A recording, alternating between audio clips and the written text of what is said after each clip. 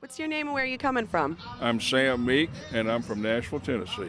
Okay, you want to tell us a little bit about your truck? Well, I don't really know a lot about it. I bought it pretty much in this condition. It's a 1930 Chevrolet. It's the second year that Chevrolet put a six-cylinder in it, and it's not many horsepower. It's, I don't know, 40 or 50, something like that. Okay. But I'm from Tennessee, and I bought it in Iowa, and I bought it because it's painted up like Jack Daniels, and Jack Daniels is from Tennessee. Oh. So we have a lot of fun with it. Phil Harris, Fairborn, Ohio. Okay, you want to tell us a little bit about your truck? Which one? Well, which one would you like to talk about? Well, this one's the 63 453 Detroit diesel. Came with a diesel. Built the truck about 10 years ago. This is a 39 Coupe Express. Built about 1,000 of those. And that's a 59 four-wheel drive, 3/4 ton. That's one of 22. My name's Mick Lockhart. I'm from Springfield. Okay, you want to tell us a little bit about your truck? Well, that's a 57 Chevy step side, big window with a 454, Okay.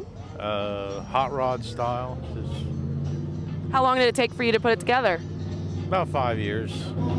Yeah. I'm Steve Merrill from Hiram, Ohio. Okay, you want to tell us a little bit about your truck? Well, my truck was a station wagon originally, then it had an unfortunate incident with a tree, and so it got this bull bar, and they changed it into a pickup truck rather than fix the body, 'Cause that's easier. and then used it as a woods truck.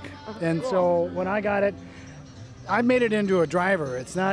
It's clearly not perfect, so Yeah. I can drive it and drive it and drive it and drive it. Todd Quinn, Columbus, Ohio. Okay, you want to tell us a little bit about your truck? It's a 78 Ford F100. It has an 86 302 out of a Mustang GT. My wife and her father built it. My name's David Oberly. I'm coming from Ottawa Lake, Michigan. It's a 49 Ford F1. It's built as original as much as possible with my limited skills. The bed is actually a 51-52 bed, but the fenders are so close that most people don't notice. And it fits just fine. Okay. It's got a 49 Mercury radio, which is the same radio as the truck radio, but it's chrome plated.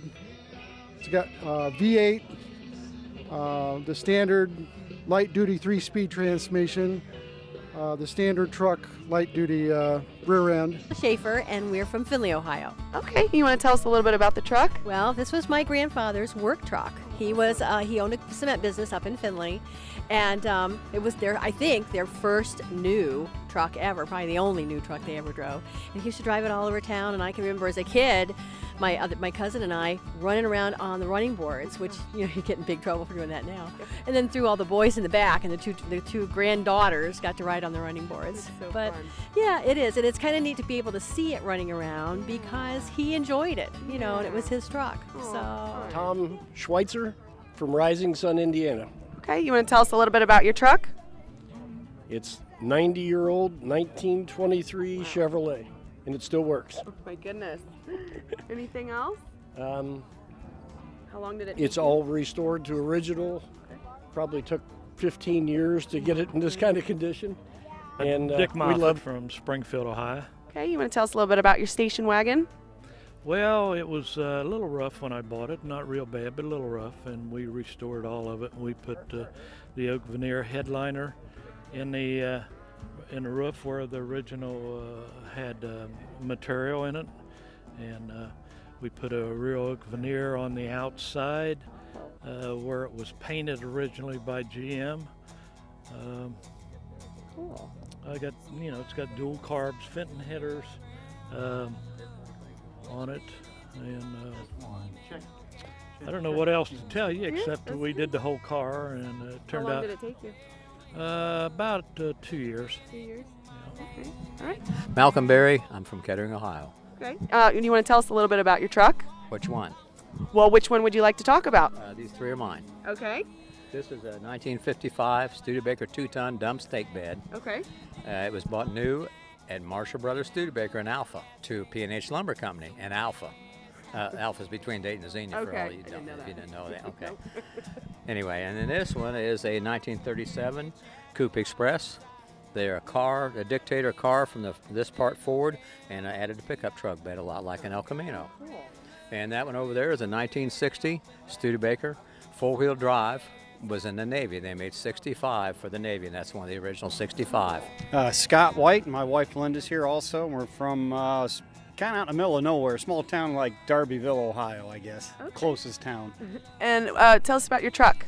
It's a 36 Terraplane pickup I found in a guy's basement in Tennessee. He had it next to the furnace for a number of years and was contemplating selling it to a street rodder, so my wife made me buy it, and we fixed it up over a period of about 3.5, 4 years, and just been having fun with it. David Prey from Bellbrook, Ohio. Okay, and you want to tell us a little bit about your truck? Sure, it's a 1951 Chevy cab over engine. It's a full custom cab over engine car hauler. I bought just the body, just the cab, and put it on a mid-70s Chevy 1-ton dually chassis, and then built the bed from scratch. A hydraulic powered dovetail, so I can make it a car hauler or a flatbed truck, depending on what I want to haul. Cars or lumber, steel. It's Chip Lytle. I'm coming from Dayton, but the vehicles are stored in Middletown, Ohio.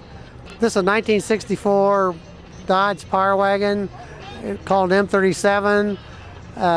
Came from out west someplace. And it doesn't have any rust on it. I want to change the colors for brown. The Sheriff's Department had it one time.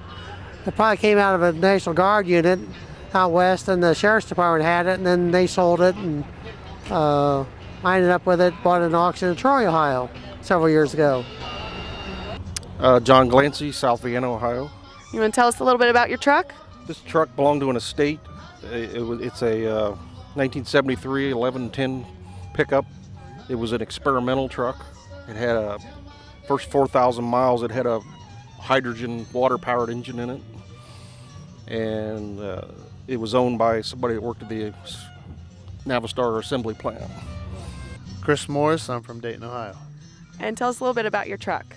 It's a 74 Scout 2. Got it from my father-in-law. He bought it new out in Denver, Colorado, and I got it probably about 7 years ago as a Father's Day present. Cool. So I've been cleaning, fixing, whatever you can do on a small budget.